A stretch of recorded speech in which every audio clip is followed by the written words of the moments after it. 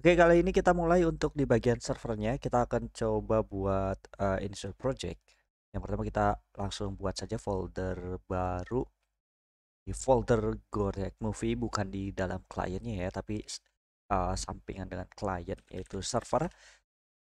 Dan di dalam server ini kita akan coba mungkin initiate projectnya. Kita perlu masuk ke dalam directory server tersebut. Di sini kita akan ketikkan go mod init dan kita akan berikan nama dari si projectnya. Misal server lah ya, atau misalkan teman-teman bisa tambahkan server movie dan lain-lainnya. Ini sekedar contoh, kita akan berikan nama server seperti ini.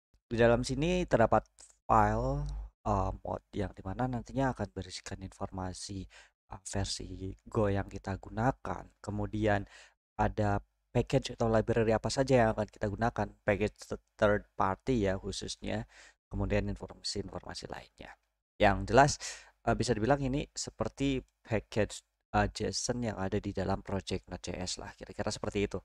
Nah, biasanya pada saat kita akan membuat project berbasis web ya atau project Go, biasanya di sini kita akan berikan folder CMD dan kita akan berikan folder lagi misal web atau API lah ya. Nah, karena di dalam course ini Golang hanya sebagai REST API atau web service untuk REST-nya. Di sini saya akan berikan folder API saja. Oke. Jadi di dalam folder CMD ada folder API dan di dalam folder API saya akan coba buat file main.go. Jadi file utama dari program Go kita. Oke, mungkin kita bisa close sekarang terminalnya. Dan di sini karena kita menggunakan file main.go, tentu saja kita harus menggunakan package main. Kemudian selanjutnya kita bisa tambahkan bisa dibilang versionnya ya untuk men-tracking dari versi aplikasi yang kita buat, kita kembangkan. Dan kemudian di sini kita akan coba buat tipe data sendiri yaitu tipe data config. Kita berikan strukturnya seperti ini. Yang pertama kita akan berikan informasi port dari web service yang akan kita gunakan. Tentu saja tipe datanya integer karena yang akan kita isikan adalah angka. Kemudian environmentnya itu string. Environment ini untuk memberi informasi seperti backend ini atau web ini sudah dalam tahap development atau production. Jadi kita yang memberikan informasi tersebut dimana bisa mempengaruhi konfigurasi lainnya. Oke, kemudian di sini kita akan buat function utama kita yaitu function main, dimana kita akan coba berikan beberapa value dari type config di atas. Kita akan definisikan di dalam folder config CFG, di mana CFG ini reference-nya atau tipe datanya itu config yang sudah kita buat di atas. Oke, di sini kita akan gunakan flag. Flag ini adalah bisa dibilang dependensi atau package bawaan dari Go itu sendiri, di mana kita bisa memberikan parameter di dalam terminal. Mungkin sama seperti teman-teman biasa menggunakan aplikasi konsol dan menginputkan beberapa nilai di dalamnya. Nah, itu ada flag atau parameter. Dan di sini kita akan coba berikan flag untuk nilai portnya dengan menggunakan integer var. Dan kita akan coba berikan nilainya ke dalam port. Oke. Objek port di dalam variable config, di mana tipe datanya itu tipe data config di atas ya. Kemudian kita berikan parameter kedua yaitu port. Port ini command yang bisa kita ketikkan di dalamnya, di dalam terminal. Kemudian default value-nya yaitu 4000 dan di sini adalah text untuk description. Kira-kira seperti ini untuk deskripsinya. Kemudian kita juga akan berikan mungkin string variable untuk config environment-nya, dimana kita akan berikan nama yaitu env default value-nya itu development, kemudian application description-nya ya, application environment development atau production. Jadi isinya adalah teman-teman bisa pilih development atau production, kira-kira seperti itu. Dan selanjutnya kita berikan flag parse supaya ya kita bisa menggunakan argumen tersebut yang sudah kita definisikan di dalam terminal pada saat menjalankan aplikasi Go-nya ya. Jadi sebenarnya karena kita sudah memberikan default value, sebenarnya bisa kita tambahkan atau tidak, atau kita ubah atau tidak. Oke, dan mungkin kita bisa coba print suatu konsol. Kita akan gunakan package fmt. Pastikan teman-teman sudah mengimportnya ya seperti ini. Dan biasanya kalau misalkan teman-teman ikuti proses instalasi dari bagaimana menggunakan Golang di dalam Visual Studio Code, itu biasanya ada snippet yang otomatis mengimport beberapa package yang kita gunakan. Oke, di sini kita akan gunakan print line untuk mungkin server is running. Jadi memberikan informasi bahwa aplikasi ini sudah berjalan. Informasi ini akan muncul di dalam konsol. Mungkin bisa kita contohkan saja sekarang. Kita bisa mulai contohkan. Oke. Kita coba ketikkan perintah go run. Kita masuk ke dalam folder cmd, folder API, dan ada file main.go. Jadi kita perlu jalankan file tersebut. Kita coba tekan enter. Nah, teman-teman bisa melihat ya di sini. Berarti semuanya udah oke. Sampai sekarang masih bisa berjalan dengan baik, server is running, dan langkah selanjutnya adalah kita coba membuat API endpoint sederhana. Ini tanpa menggunakan library apapun. Di sini kita akan coba memberitahu informasi dari aplikasi kita, baik itu status, environment yang kita gunakan, versi yang kita gunakan. Ya, kita akan contohkan seperti itu. Oke, di sini kita akan buat tipe data lagi dengan nama app status dengan strukturnya itu seperti ini, status string, dan kita akan tampilkan di dalam tipe data JSON-nya itu dengan status seperti ini dengan lowercase. Kemudian ada environment dengan tipe data string juga. Kita akan munculkan di dalam tipe data JSON-nya sebagai environment. Jadi yang ada di dalam JSON ini adalah output key-nya yang ada di dalam JSON nanti, karena untuk outputnya sendiri kita akan menggunakan tipe data JSON. Di sini untuk version kita akan berikan version juga.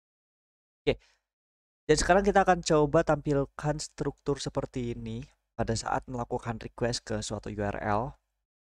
Jadi kita akan buat requestnya di sini dengan menggunakan package HTTP.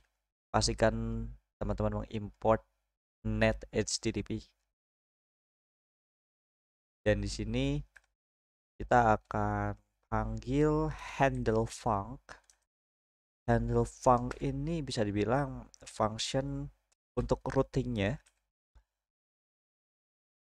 Jadi pada saat kita melakukan request ke dalam URL status, kita akan coba jalankan handler di sini func dengan mungkin ya response writer. Ini adalah nanti output dari data yang akan kita tampilkan pada saat melakukan request status, dan R ini bisa dibilang kita bisa mendapatkan nilai parameter header dan lain-lainnya dari HTTP request itu sendiri dengan diwakili dengan variable R, dan RW adalah variabel yang mungkin mewakili dari response writer interface-nya.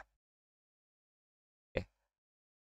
Dan selanjutnya di dalam kurung kawal di sini mungkin kita bisa buat variabel status yang akan menampung beberapa data, di mana kita akan menggunakan tipe data status juga, dan isinya kita akan isikan variabel pertama untuk status yaitu available atau online lah ya, online. Kemudian environment, nilai environment di sini kita ambil dari config environment. Sebelumnya sudah kita berikan nilainya dari flag di atas, karena kita sudah berikan nilainya secara default ya. Kemudian version ini kita ambil dari variable version di atas, paling atas banget pada saat kita membuatnya. Kemudian sini kita akan coba convert nilai di atas dengan tipe data JSON. Jadi mungkin kita bisa berikan di dalam variable respon. Kemudian error, karena bisa jadi terjadi error. Kita akan berikan kedua variabel tersebut nilai dari function JSON. Pastikan teman-teman mengimport juga, dan kita akan menggunakan Marshall indent untuk mengubah string di atas dari variabel current status dengan tipe data JSON. Di sini kita akan berikan indentasi dengan menggunakan tab. Oke. Dan sini kita akan coba validasi. Jika terjadi error, maka ya jika error itu ya terjadi error lah ya, bukan nil nilainya, maka kita akan tampilkan di dalam konsol saja pesan errornya, yang harusnya nanti kita akan gunakan logger ya, tapi ini kita coba tampilkan di dalam konsol terlebih dahulu. Dan jika tidak ada error, maka kita akan coba buat respon headernya. Kita akan set content type. Pastikan content type-nya ini adalah tipe data JSON, jadi kita akan tambahkan application JSON seperti ini.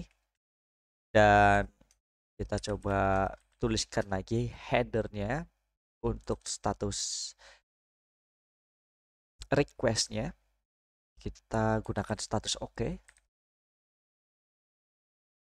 Kemudian, nah baru kita akan coba tulis responnya pada fungsi write dari tipe data res. Maksudnya variable respon di atas. Oke, ini untuk handle func-nya. Nah, sekarang kita akan coba cek terlebih dahulu apakah ada error dari proses handle func di atas. Jadi kita panggil listen and serve. Jadi kita coba jalankan service-nya atau handle func-nya dengan fungsi listen and serve. Dan di sini kita coba berikan variabel, harusnya di untuk menampilkan nilai dari CFG port. Dan kalau misalkan error, kalau misalkan tidak terjadi error, kita berikan tipe data nil. Oke, kalau misalkan ada error di atas, kita coba berikan dengan log sekarang. Mungkin kita bisa berikan print line seperti ini. Dan pastikan untuk library lognya juga teman-teman sudah mengimportnya ya. Ini log. Oke, kita sudah buat handle func-nya, root, dan juga bisa dibilang handlernya ya, atau controllernya lah ya, bisa kita sebut seperti itu. Kemudian kita coba jalankan service-nya listen and serve dengan port yang kita berikan. Dan jika terjadi error, maka kita akan tampilkan dengan menggunakan log. Oke, kita coba buka lagi terminal dan ketikkan lagi go run cmd API pada fileman.go. Oke, biasanya nanti akan muncul security alert ya kalau misalkan teman-teman menggunakan Windows ya. Kita pilih allow. Oke, server is running, tidak ada pesan error apapun. mungkin kita bisa jalankan localhost dengan portnya yaitu 4000 di dalam browser kita. Kita bisa jalankan browser. Nah, bisa teman-teman lihat, kita akses ke dalam localhost dengan port 4000 dan kita melakukan request sesuai dengan API endpoint yang kita buat yaitu status, dan berhasil menampilkan status, environment, dan version, dimana value-nya sesuai yang kita berikan lah ya. Online, nilai development dari tipe data config dari objek, environment atau env, kemudian version dari variable version di atas. Oke, kita sudah membuat initial project dari Golang. Nah, kita akan lanjutkan di sesi selanjutnya.